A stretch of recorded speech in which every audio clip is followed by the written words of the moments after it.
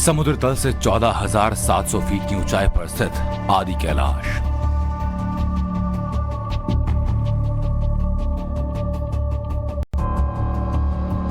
पंच कैलाशों में दूसरा प्रमुख धाम आदि कैलाश। स्कंद पुराण में पंच कैलाश को शिव पार्वती का धाम कहा गया है। मान्यता यह कि भगवान शिव आज भी कैलाश पर्वत पर निवास करते हैं। भगवान शिव के डमरू की आवाज आज भी सुनाई देती है। इसी का सच जानने के लिए टाइम्स नाउ नवभारत की टीम ने आदि कैलाश पर्वत का रुख किया।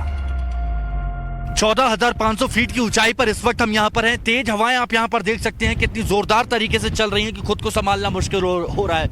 अब चूंकि 14,500 फीट की ऊंचाई पर है तो यहाँ पर सांस लेने में बहुत दिक्कत हो रही है, क्योंकि आप देखेंगे कहीं पर भी आपको पेड़ पौधे नजर नहीं आएंगे, और इसीलिए यहाँ पर पेड़ पौधे नहीं होते हैं तो ऑक्सीजन लेवल डाउन हो जाता है। जिस लिपु लेक के बारे में बात की जा रही है, कैलाश मानसरोवर के बारे में बात की जा रही है, यहाँ पर आप जो पीछे पर्वत देख रहे हैं, पर्वत श्रृंखला देख रहे हैं, यहाँ से करीब 9 किलोमीटर की दूर का सफर तय करना होता है। और इस पहाड़ के पीछे, ये जो आप देख रहे हैं बड़ा सा पहाड़, इस पहाड़ के पीछे से आपको चलते हुए ओल्ड लिपु लेक आता है, उसके बाद न्यू लिपु लेक आता है, और न्यू लिपु लेक ही वो जगह है जहां पर आप कैलाश मानसरोवर के दर्शन कर सकते हैं। आदि कैलाश से सटे हिमालय के पर्वतों की तमाम चोटियां अपने आप में रहस्यों को समेटे हैं, और हर एक रहस्य का सिरा शिव साधना से जुड़ा है। हमारी टीम जैसे जैसे आगे बढ़ती गई, सबसे पहले ओम पर्वत नजर आया, जिसे शिव का साक्षात दर्शन लोक कहा जाता है। वो ओम पर्वत के सामने हम खड़े हैं, जहां पर आपको ओम स्पष्ट तौर पर नजर आएगा। और ये ओम पर्वत की खास तौर पर मान्यता है, यहाँ लोगों के मन में इसके प्रति काफी ज्यादा आस्था है, और ये कहा जाता है कि इस ओम पर्वत के ठीक बगल में आप जाएंगे तो लिपु लेक पड़ती है, और उससे थोड़ा सा और दूर जाते हुए वहां पे आदि कैलाश पर्वत जो है वो भी नजर आता है। कैलाश पर्वत के साथ साथ ओम पर्वत के ठीक सामने नाग पर्वत भी है, लेकिन ओम की महत्वता आप देखिए, यहाँ पर किसी कारीगर ने इसे छेनी हथौड़े से तराशा नहीं है, ये खुद ब खुद आकृति बनी हुई है। और जब बर्फ गिरती है तो ये आकृति इतनी सुंदर लगती है, इतनी सुंदर लगती है कि वो दृश्य बेहद खूबसूरत और मनोरम हो जाता है। इस वक्त भी आप देखिए बर्फ का सीजन शुरू होने वाला है, हवा बहुत तेज चल रही है, बर्फबारी कभी भी हो सकती है। कुछ लोगों ने यहाँ पर बताया कि पिछले साल इस महीने में बर्फबारी हो गई थी, और जब बर्फ गिरती है तो जिस तरह से बर्फ गिरती है तो वो पूरे एक ओम की छवि बन जाती है, जो दिखने में बेहद ज्यादा खूबसूरत भी होती है। फिलहाल आप देखिए इस ओम पर्वत को।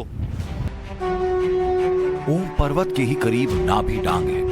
यहाँ की घाटियों का आकार नाभि की तरह है। नाभि डांग पॉइंट को लेकर भी खास मान्यता है। सामने देखेंगे तो सामने आपको एक शेप नजर आएगा, आप देखेंगे कि एक झुकाव सा है पर्वतों के बीच में, और ये कहा जाता है ये सती जी की यहाँ पर नाभि है, यानी केंद्र बिंदु है यहाँ पर, और इसीलिए इस पॉइंट को नाभि डांग कहा जाता है। और अभी भी आप जोरदार हवाओं की आवाज यहाँ पर देख सकते हैं कि कितनी तेज हवाएं हैं, यहाँ पर संभालने में मुश्किल होती है, और इसीलिए यहाँ पर यह कहा जाता है कि आप जब भी आए आप गर्म कपड़े जरूर लेकर आएं, क्योंकि इतनी तेज हवा चलती है कि आपको बहुत ज़्यादा मुश्किल होती है। हमारी कोशिश अभी भी है कि एक बार पता चल जाए कि जो ऊपर जाने का रास्ता है वो खुल गया कि नहीं, हम जा सकते हैं नहीं। सर्द हवाओं के बीच हमारी टीम कुटी गांव पहुंची, जहां महाभारत काल से जुड़ा पांडव पर्वत है, जिसकी 5 खड़ी चोटियों की पहचान युधिष्ठिर, भीम, अर्जुन, नकुल और सहदेव से की जाती है। कुटी गांव के बारे में कहा जाता है कि ये माता कुंती के नाम पर इस गांव का नाम रखा गया है। पांडव जब अज्ञातवास पर थे तब वो यहाँ पर रुके थे, और यहाँ पर जगह जगह चट्टानों पर, पहाड़ों पर पांडवों का जो कहा जाता है कि उनके पच्चन यहाँ पर नजर आते हैं। कुछ ऐसे साक्ष्य प्रमाण हैं जो ये बताते हैं कि पांडव यहाँ पर थे। एक पर्वत श्रृंखला के बारे में आपको हम यहाँ दिखाना चाहते हैं। ये जो पर्वत श्रृंखला आप देख रहे हैं, जहाँ पर ग्लेशियर जमा हुआ है, बर्फ जमा हुआ है, वहाँ पर आपको पहाड़ पर 5 चोटियां नजर आएंगी, और इसे पांडव पर्वत कहा गया है, जिसमें सबसे बड़ा जो ग्लेशियर जो कहा गया है जहां पर बर्फ जमी है वो युधिष्ठिर के नाम पर, और बाकी जो बाकी हैं वो पांडवों के नाम पर रखा गया है, जिसमें अर्जुन, भीम, नकुल, सहदेव ये मौजूद हैं। इसके साथ में एक और जो चोटी है पास में जहाँ पर बर्फ जमी हुई है, वहाँ के बारे में कहा जाता है कि जब वहाँ बर्फ जम जाती है तो भगवान शिव की आकृति वहाँ पर उभर जाती है और ऐसा लगता है कि जैसे उनके गले में खुद यहाँ पर शेष नाग दिखाई देते हैं और ऐसी छवि यहाँ पर बन जाती है। कुटी गांव के बारे में तो यहाँ पर आप दूसरी तरफ अगर आप देखेंगे तो उधर आपको पांडव गुफा नजर आएगी। ये वो पांडव गुफा है जहाँ पर अज्ञातवास के दौरान रहे थे। वहाँ पर माता कुंती की पूजा भी की जाती है और यहाँ पर जो लोग रहते हैं वो माता कुंती की पूजा करते हैं, वो बहुत महत्व उनके लिए रखती हैं। कुटी गांव होते हुए पर्वतों के बीच हमारी टीम नाग पर्वत पहुंची। वहां का नजारा अद्भुत, ऐसा प्रतीत हो रहा था जैसे भोलेनाथ के गले में भुजंग फन फैलाए हो।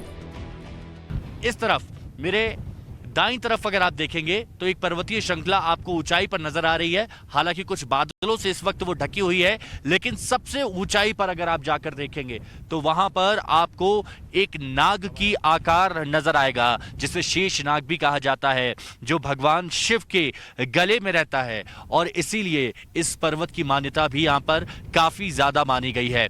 तेज हवाएं, ठंडी हवाएं यहां पर चल रही हैं, लेकिन ओम पर्वत, नाग पर्वत ये एक दूसरे के ठीक सामने हैं और यहां पर लोग आते हैं तो ओम पर्वत के साथ साथ नाग पर्वत के भी दर्शन करते हैं।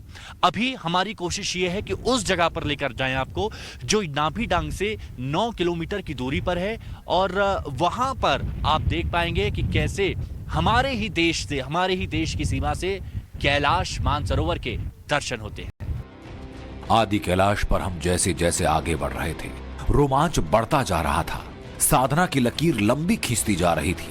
कड़ी मशक्कत के बाद हम 14,700 फीट ऊपर आदि कैलाश पर्वत पहुंचे तो दृश्य अलौकिक था। रास्ता बहुत पथरीला है, बहुत खतरनाक रास्ता है, जगह जगह पानी भरा हुआ है, लेकिन जब आप यहां पर पहुंचेंगे तो आपको 14,700 फीट की थकान दिखेगी नहीं, क्योंकि आदि कैलाश में आपके दर्शन होंगे भगवान महादेव से। और यहां पर आप देखिए सबसे ऊपर वाली पीक पर आप देखेंगे आपको बेहद खूबसूरत तस्वीरें, बर्फ से ढका हुआ ये पहाड़ जो हमारे लिए काफी मान्यता रखता है। ये आदि कैलाश पर्वत है, जिसे छोटा कैलाश भी कहा जाता है। और उस बड़े पर्वत के ठीक नीचे आप देखेंगे आपको त्रिशूल की आकृति नजर आएगी, जिसमें आपको उल्टा त्रिशूल नजर आएगा, जहां पर आप देखेंगे जैसे भगवान शिव का सबसे प्रिय त्रिशूल है, अपना हमेशा अपने साथ में भगवान शिव त्रिशूल लेकर चलते हैं। तो यहां पर देखिए वो उल्टा त्रिशूल साफ तौर पर नजर आता है कि अगर कोई भी कितनी भी दूर से देखेगा, जैसे ओम पर्वत पर ओम दिखता है वैसे आदि कैलाश पर्वत पर ये उल्टा त्रिशूल दिखेगा और यहां पर आते ही एक अलग सा माहौल हो जाता है। यहाँ पर आपको सुकून शांति का अनुभव तो होता ही है, लेकिन सबसे बड़ी बात भगवान की खोज के लिए भक्त यहाँ पर आते हैं और हमेशा भक्तों को भगवान कुछ ना कुछ इशारे देते जरूर हैं कि वो उनके समक्ष आ चुके हैं, उनके पास आ चुके हैं। और ये एक बार वो तस्वीरें देखिए, आप इस पहाड़ को देखिए, आपको कुछ ना कुछ यहाँ पर हमेशा कुछ ऐसा नजर आएगा जो आपके लिए होगा, आपको ये बताएगा कि आप बिल्कुल कैलाश में आ चुके हैं। ध्यान से देखिए, आदि कैलाश पर साक्षात भोलेनाथ दिख रहे हैं। बर्फ से ढकी चोटियों के बीच भगवान शिव के साक्षात दर्शन हो रहे हैं। लग रहा है जैसे वो भक्तों से संवाद कर रहे हों। एक तस्वीर वो देखिए, वहां पर देखिए शिवजी दिख रहे हैं, वो देखिए शिवजी दिख रहे हैं, क्लियर शिवजी दिख रहे हैं। एक बार देखिए ये त्रिशूल के बिल्कुल बगल से, आप देखिए, त्रिशूल के बिल्कुल बगल से आप देखेंगे जटा, उनकी आंखें सब दिख रही है। ये टाइम्स नाउ भारत के कैमरे में कैद हुआ, देखिए ये, अरे यार एकदम रियल, एकदम सामने साक्षात शिव के दर्शन, आना सफल हुआ, कैलाश में आना सफल हुआ। आपको दिखा, देखिए एक बार, ये देखिए, ये बिल्कुल देखिए, ये सामने जटा नजर आ रही है और धड़ उनका नजर आ रहा है, 2 आंखें उनकी नजर आ रही हैं।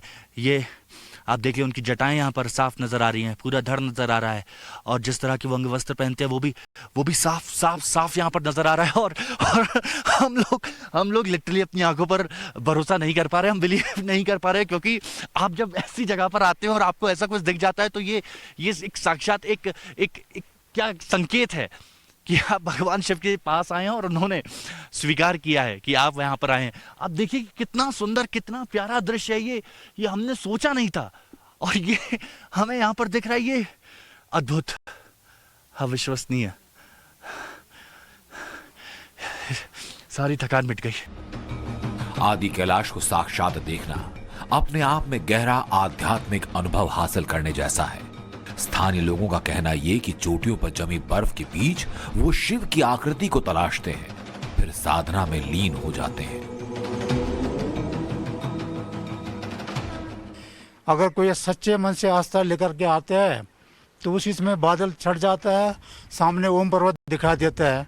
नहीं तो कई बार लोग कई दिनों तक बैठे रहने के बावजूद भी बादल ढका रहता है और उसमें ओम दिखाई नहीं देता है।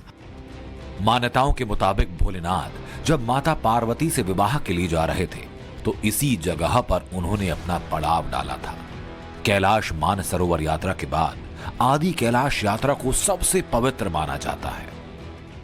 माता पार्वती भी यहाँ पर रुकी थी, शिव जी यहाँ पर है, त्रिशूल यहाँ पर है। आगे ही यहाँ से थोड़ा सा पैदल जाएंगे गौरीकुंड है, लेकिन पीएम प्रोटोकॉल इस वजह से गौरीकुंड जाने नहीं दिया जाएगा, अभी नहीं जाने दिया जा रहा है। पार्वती सरोवर के लिए भी यही बात कही जा रही है, क्योंकि जगह जगह पर एसपीजी का मूवमेंट भी यहाँ पर बताया जा रहा है। तो ऐसे में अभी फिलहाल वो सारी चीजें नहीं है, लेकिन ये हमारे लिए बहुत अहम है। सफल हो गया हमारा आदि कैलाश आना। Himanshu Dikshit, Pithoragarh, Times Now Navbharat.